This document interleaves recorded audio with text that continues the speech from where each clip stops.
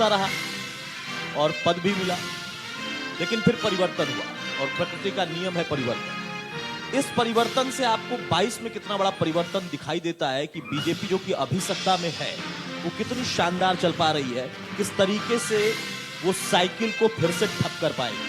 क्योंकि बार बार कहा जा रहा है और अभी इसके पहले चर्चा हो रही थी, वो 400 का नारा दे रहे हैं और आप कह रहे हैं कि 350 पार। देखिए, नारा देने से ही उपलब्धि नहीं हो जाती कि 400 नारा, वो आप सभी जानते हैं कि 400 पर जो नारा दिया नामुमकिन है। केवल 403 सीटें हैं और 400 पार ये नामुमकिन है। तो जनता को गुमराह करने के लिए, झूठ बोलने के लिए, मतलब अब मैं उनके लिए क्या करूं। लेकिन नारा 2019 में भी अभी हरियाणा में 75 पार का नारा दिया गया था, तो एक माहौल बनाने वाली बात होती है। ऐसा लगता है, आपको लगता है कि हाँ वो माहौल वाकई जमीन पे भी उनका बन रहा है या बीजेपी की लहर?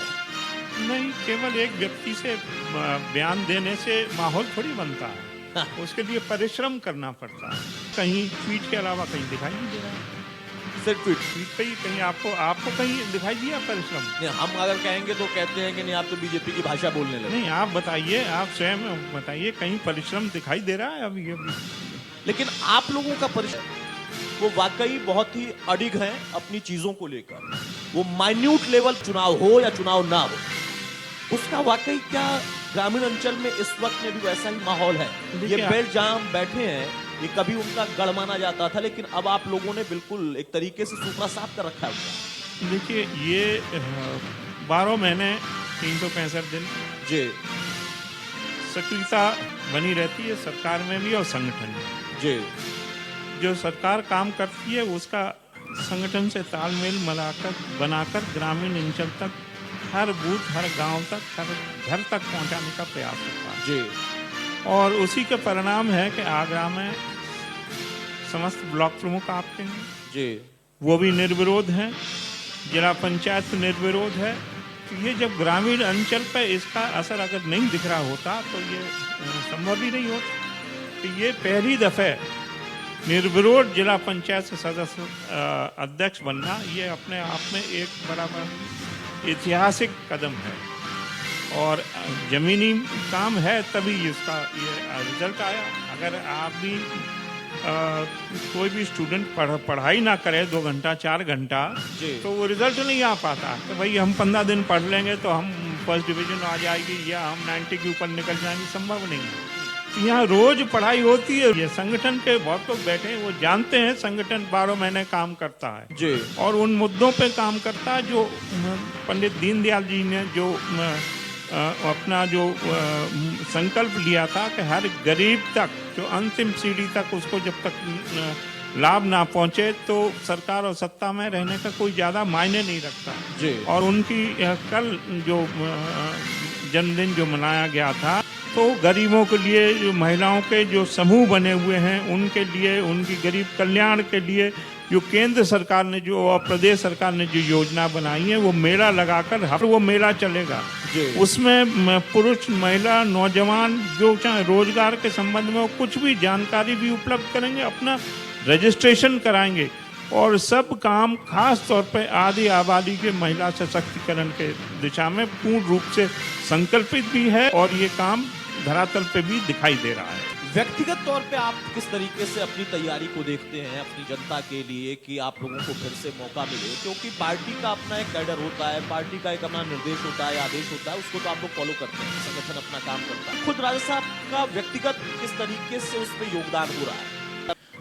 देखिए, क्योंकि मैं खुद 6 दफे विधायक और 3-4 दफे कैबिनेट में मंत्री रह चुका हूँ, समाजवादी पार्टी के पहले भी भारतीय जनता पार्टी में जी परिवहन और स्वास्थ्य विभाग जैसे मंत्रालय मैंने संभाला है और उसके पहले भी मेरे पिताजी उसी विधानसभा से 5 दफे विधायक रह चुके हैं और अब मेरी पत्नी वहां से विधायक। हम लोग 12 महीने राजनीतिक कार्यक्रम चलता रहता है, जनसंपर्क चलता रहता है और उनकी समस्याओं का निराकरण घर पे भी होता है। अधिकारी को बुलाकर, न्याय पंचायत बल पर अधिकारियों को बुलाकर समस्याओं का निदान करा जाता है। तो पक्षालिका जी से कैसे तालमेल आप बिठाते हैं? क्योंकि आपका, जैसा आपने बताया भी और हर एक व्यक्ति ये जानता है कि एक विरासत भी है राजनीतिक तौर पर आपकी और आपने उसको बहुत अच्छे से सहेजा भी।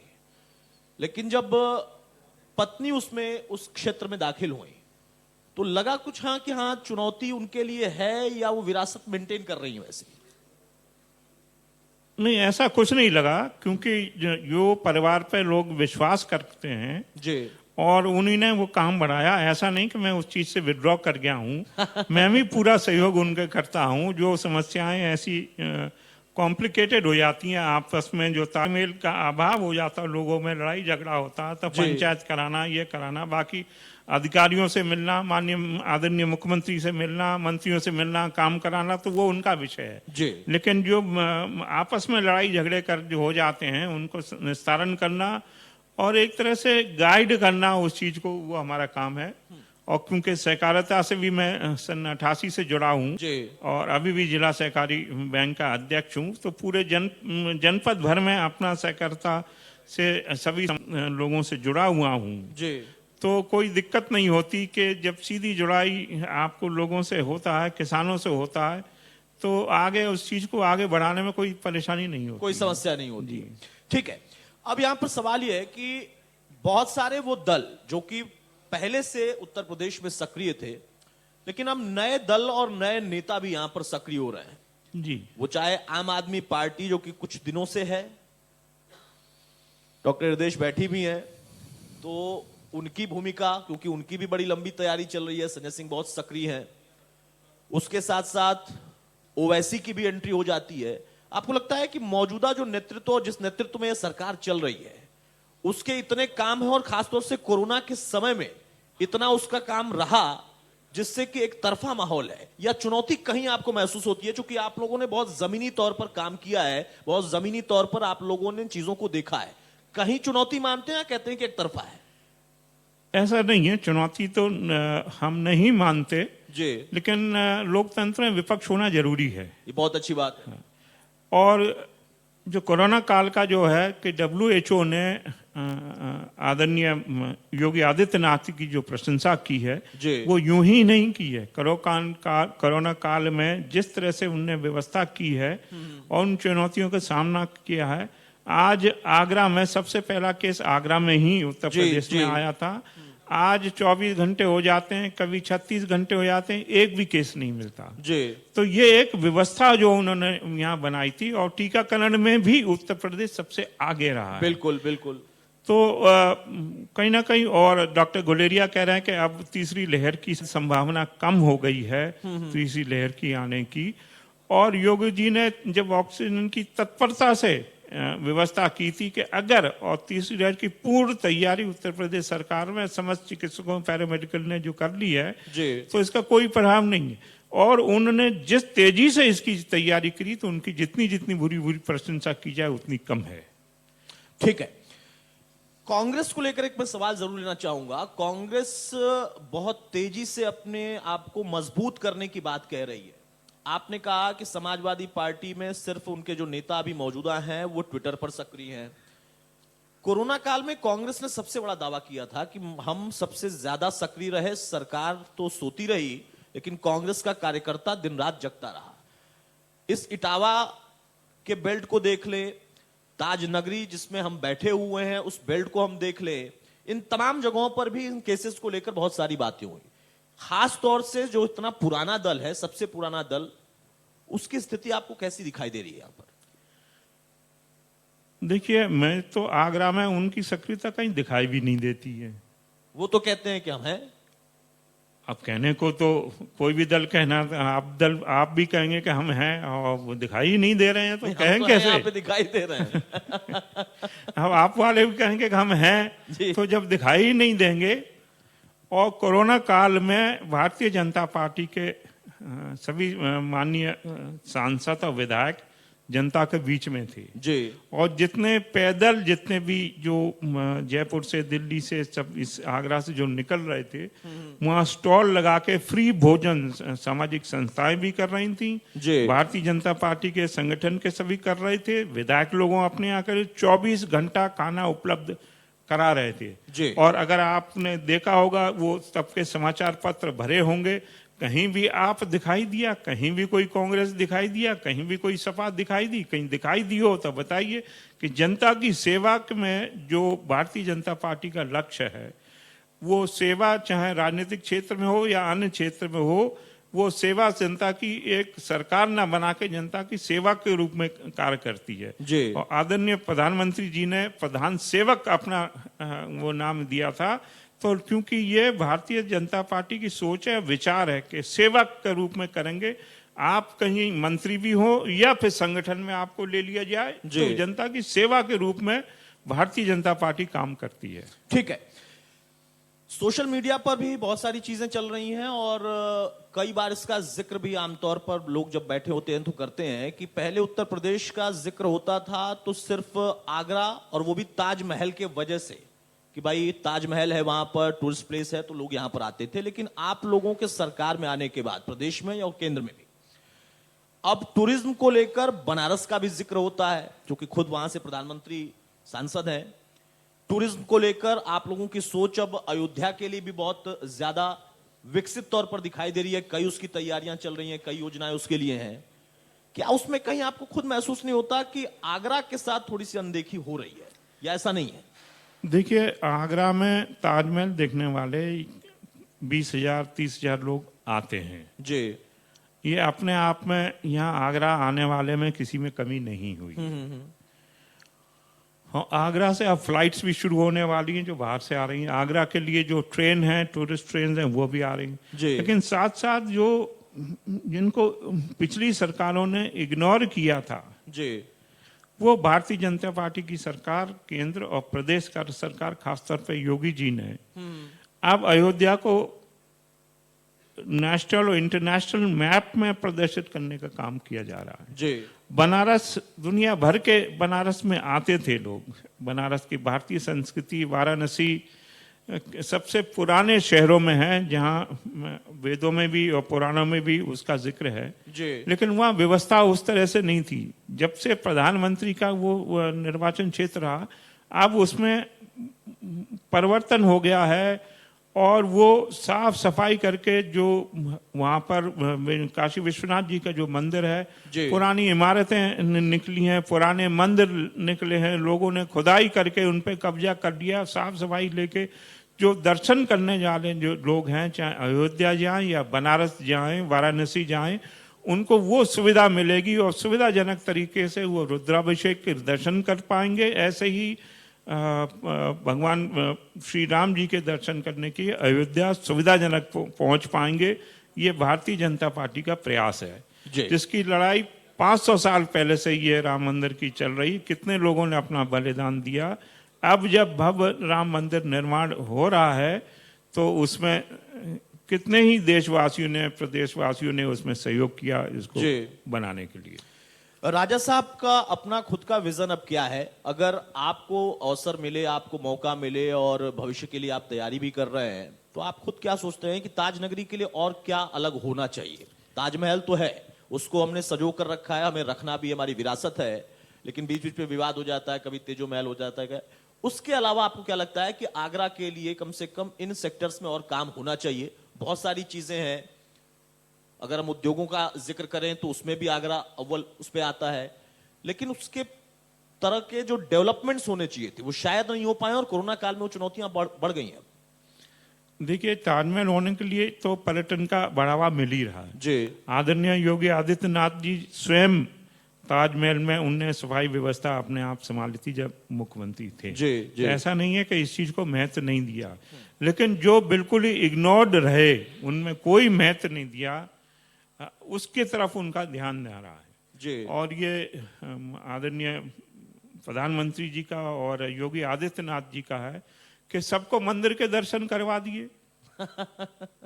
आप बताइए, जनेऊ तक बाहर कोट के ऊपर जनेऊ पहन के जाते हैं राहुल जी, और जो येचुरी जी सर में रखकर मंदिर पे जा रहे हैं, डलिया लेके मंदिर पे दर्शन कर रहे हैं।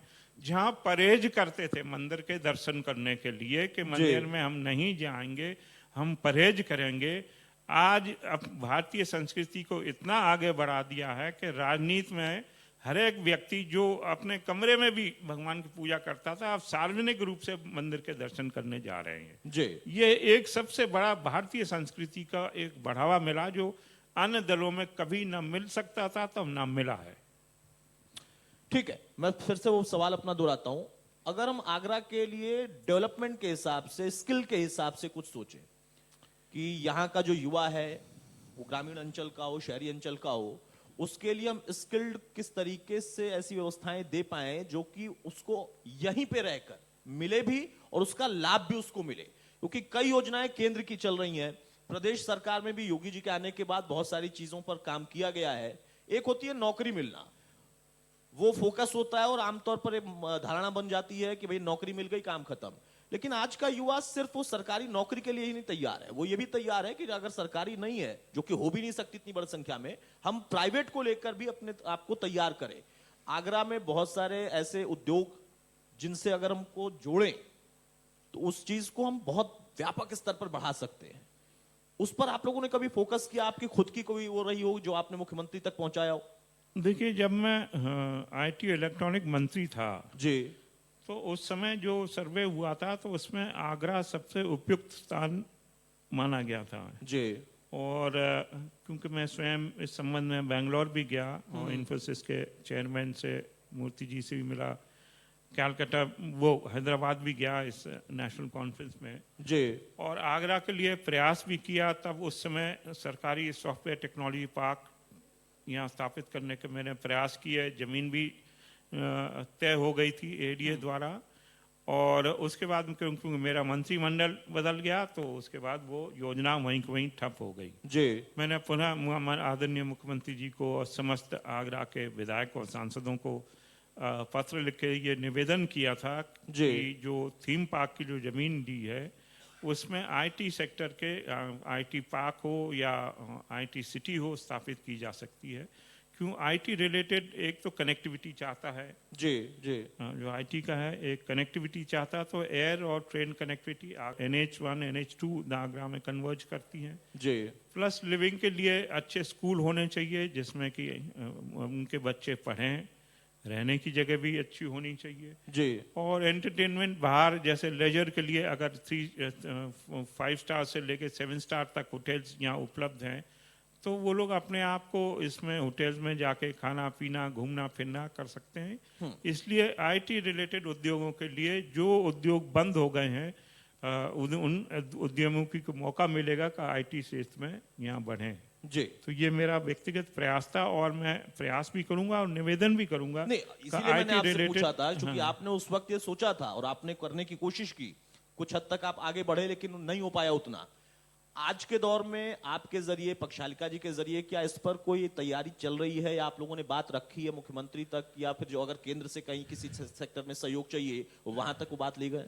देखिए, मैंने पत्र जरूर लिखा और मैंने उनसे आग्रह भी किया कि इस संबंध में आदरणीय मुख्यमंत्री जी से आप व्यक्तिगत संपर्क लेके ये बात करें। उन्हें रखी हुई बात, क्योंकि अब चुनावी तैयारियां हो गई हैं, बजट मॉनसून सेशन भी खत्म हो गया, चुनावी तैयारियां तो इस नहीं, इसके बाद भी जब आदरणीय मुख्यमंत्री जी, जो कि निश्चित है पुनः मुख्यमंत्री बनेंगे ऐसा हम लोग को मानना, और पुनः हम आगरा की बात उनको वहां तक इस संबंध में बात जरूर रखेंगे। ठीक है, चूंकि आपने इसका जिक्र किया तो मैं इसी से जोड़कर सवाल ले लेता हूं। मैंने पहले भी पूछा था, आपका विश्वास है कि पुनः आप सरकार में आएंगे, पुनः योगी जी का नेतृत्व मिलेगा जी, लेकिन आप ये भी मानते हैं कि विपक्ष का होना जरूरी है लोकतंत्र की व्यवस्था में?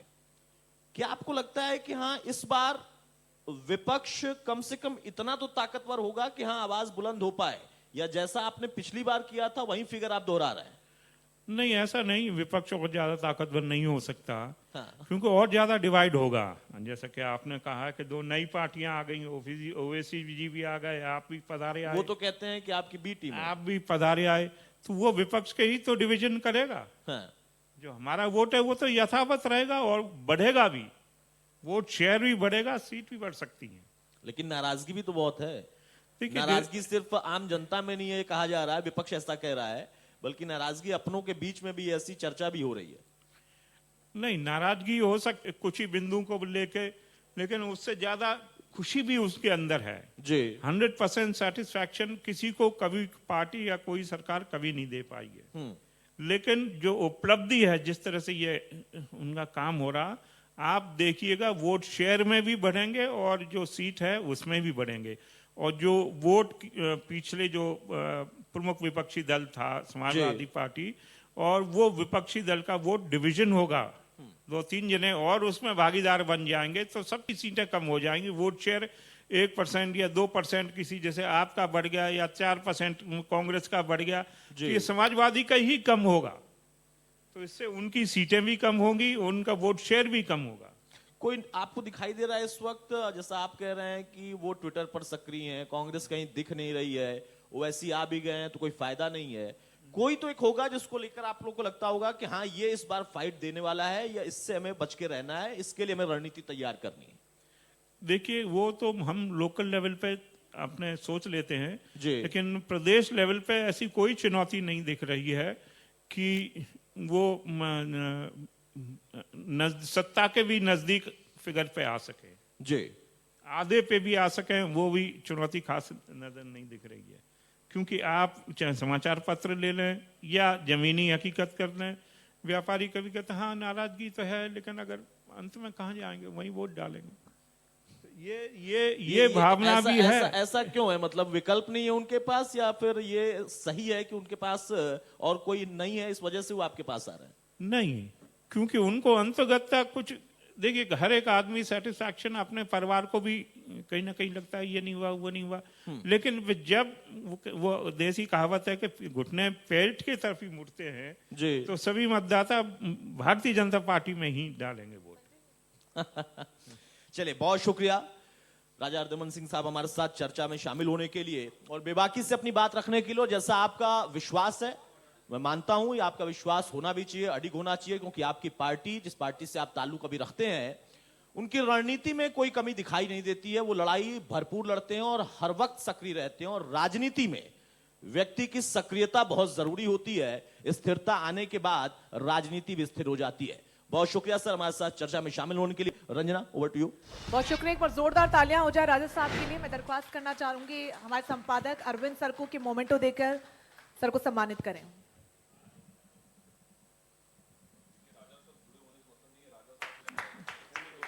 जोरदार बचारी